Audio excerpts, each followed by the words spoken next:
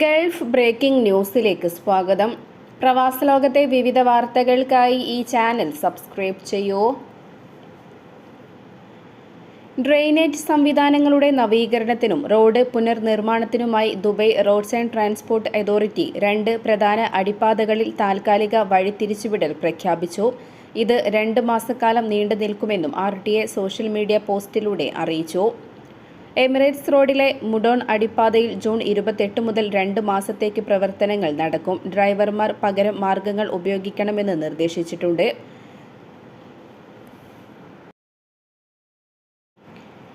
UAEയിൽ school അടച്ചതോടെ നാട്ടിലേക്കുള്ള സന്ദർശകരുടെ ഒഴുക്ക് ആരംഭിച്ചെങ്കിലും കുതിക്കുന്ന വിമാന നിരക്ക് എങ്ങനെ മറികടക്കുമെന്ന ആശങ്കയിൽ മലയാളികളടക്കമുള്ള പ്രവാസികൾ.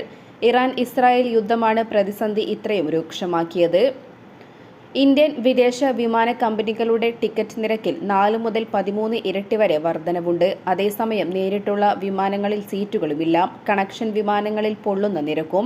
കഷ്ടിച്ച് 4 മണിക്കൂർ ദൂരമുള്ള UAE കേരള സെക്ടറിലേക്ക് കണക്ഷൻ വിമാനത്തിൽ 16 മണിക്കൂർ വരെ നീളുന്ന യാത്രയ്ക്കാണ് ഇത്രയും നിരക്ക് ഈടാക്കുന്നത്. കഴിഞ്ഞ ദിവസം ദുബൈയിൽ നിന്നും കൊച്ചിയിലേക്ക് ഒരാൾക്ക് വൺവേ ടിക്കറ്റിന് air India express, IndiGo, spice jet, fly Dubai, Oman air തുടങ്ങിയ എയർലൈനുകളിൽ 70,000 രൂപ മുതൽ 93,500 രൂപ വരെയാണ് നിരക്ക്. ദുബൈയിൽ നിന്നും മുംബൈ വഴി കൊച്ചിയിലേക്ക് എയർ ഇന്ത്യയിൽ ടിക്കറ്റിന് 6,340 ദിർഹം നൽകണം. എമിറേറ്റ്സിൽ ഒരാൾക്ക് 13,871 ദിർഹമാണ് നിരക്ക്.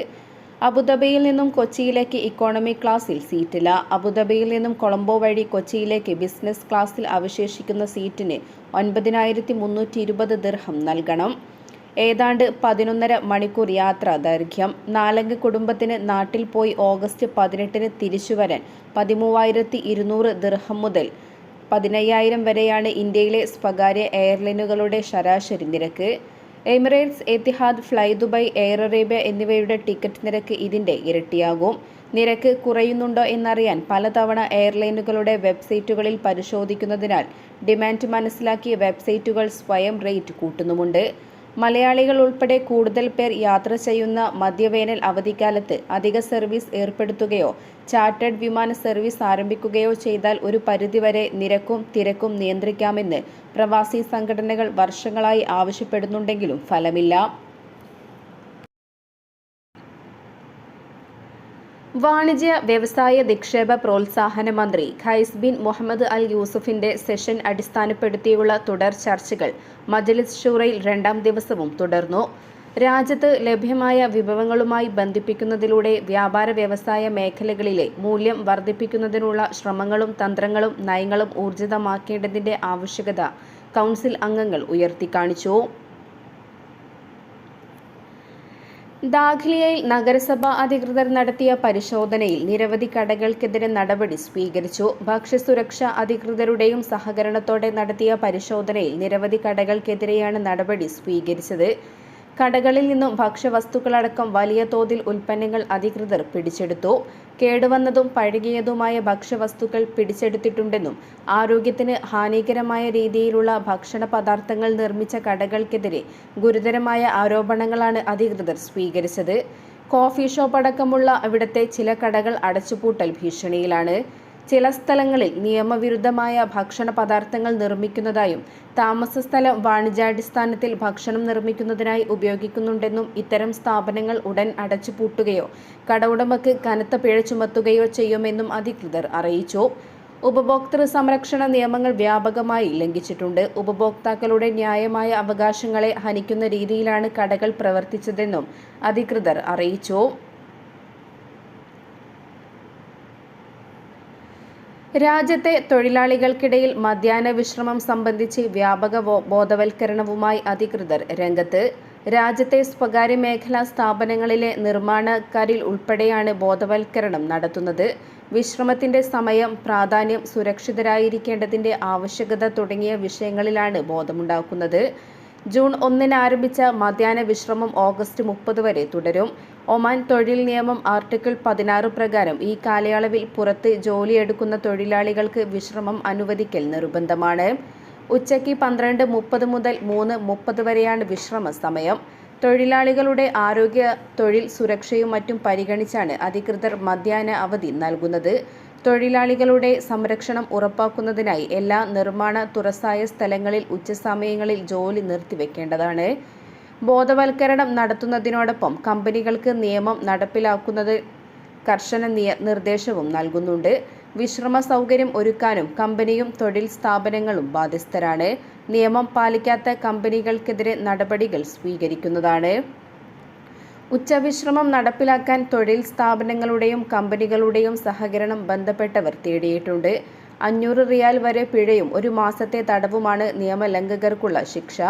എയർ കണ്ടീഷൻ ചെയ്ത വിശ്രമ കേന്ദ്രങ്ങൾ നൽകൽ, ശാരീരിക ബുദ്ധിമുട്ടുള്ള ജോലികൾ തണുപ്പുള്ള സമയങ്ങളിലേക്ക് പുനർക്രമീകരിക്കൽ, ജീവനക്കാർ 45 മിനിറ്റ് ജോലി ചെയ്യുന്ന റൊട്ടേഷണൽ സംവിധാനം, തുടർന്ന് 15 മിനിറ്റ് ഇടവേള എന്നിവ ഉൾപ്പെടെയുള്ള പകരം മാർഗനിർദ്ദേശങ്ങളും സ്വീകരിക്കാവുന്നതാണ്.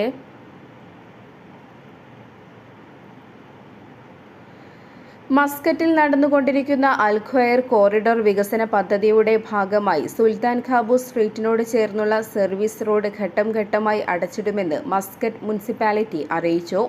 ശനിയാഴ്ച രാവിലെ ആരംഭിച്ച് ഞായറാഴ്ച വരെയാണ് ആദ്യഘട്ടത്തിൽ അടച്ചിടുക. പിന്നീട് തിങ്കളാഴ്ച രാവിലെ മുതൽ ശനിയാഴ്ച രാവിലെ വരെയും അടച്ചിടൽ തുടരും.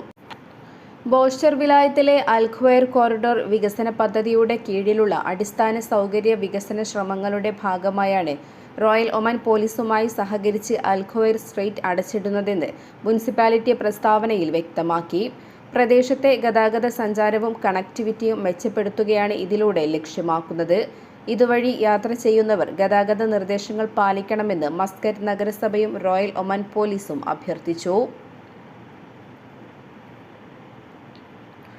മസ്കറ്റ് ഗവർണറേറ്റിലെ മത്ര വിലായത്തിൽ നിന്നും 45 കിലോ ഹെറോയിനും സൈക്കോട്രോപി ഗുളികകളുമായി 4 പ്രവാസികളെ റോയൽ ഒമാൻ പോലീസ് അറസ്റ്റ് ചെയ്തു. അഫ്ഗാൻ പൗരന്മാരാണ് പിടിയിലായത്. കടത്താനും ഉപയോഗിക്കാനും ലക്ഷ്യമിട്ടായിരുന്നു മയക്കുമരുന്ന് കൈവശം വെച്ചതെന്നും അധികൃതർ പറഞ്ഞു. General directorate four compacting drugs and psychotropic substance വിഭാഗമാണ് പ്രതികളെ പിടികൂടിയത്. ഇവർക്കെതിരെ നിയമ നടപടികൾ പൂർത്തിയാക്കി വരികയാണെന്നും പോലീസ് വ്യക്തമാക്കി.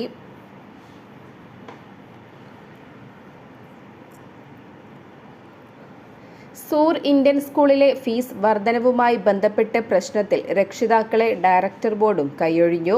കഴിഞ്ഞ 2 വർഷങ്ങളിൽ 1 റിയാൽ വീതം വർദ്ധിപ്പിച്ച ഫീസ് നടപ്പ് അധ്യയന വർഷത്തിൽ 2 റിയാലാണ് കൂട്ടിയത്. ഫീസ് വർധനവിനെതിരെ രക്ഷിതാക്കൾ ഒരു ഭീമഹർജി സമർപ്പിക്കുകയും തുടർന്ന് മാനേജ്മെന്റ് രക്ഷിതാക്കളുമായി ഏപ്രിൽ 30-ന് യോഗം സംഘടിപ്പിക്കുകയും SMC 1 റിയാൽ കുറയ്ക്കാമെന്ന് വാക്ക് നൽകുകയും ചെയ്തിരുന്നു. എന്നാൽ രക്ഷകർത്താക്കളുടെ ആവശ്യം പാടെ നിരസിക്കുകയും ഉറപ്പ് പറഞ്ഞ 1 റിയാൽ പോലും കുറക്കാനും തയ്യാറായില്ല. രക്ഷകർത്താക്കൾ വീണ്ടും ഒരു ഭീമഹർജി കൂടി സൂർ ഇന്ത്യൻ സ്കൂൾ മാനേജ്മെന്റിനും ഡയറക്ടർ ബോർഡിനും നൽകി. തുടർന്ന് രക്ഷിതാക്കളുടെ പ്രതിനിധികൾ മസ്കറ്റിൽ ഡയറക്ടർ ബോർഡ് പ്രതിനിധികളുമായി ചർച്ച നടത്തി. തീരുമാനമെടുക്കാൻ 10 ദിവസത്തെ സമയം ചോദിച്ച ബോർഡ് പിന്നീട് ഫീസ് വർധനവിന് അംഗീകാരം നൽകുകയായിരുന്നു എന്ന് രക്ഷിതാക്കൾ ആരോപിക്കുന്നു.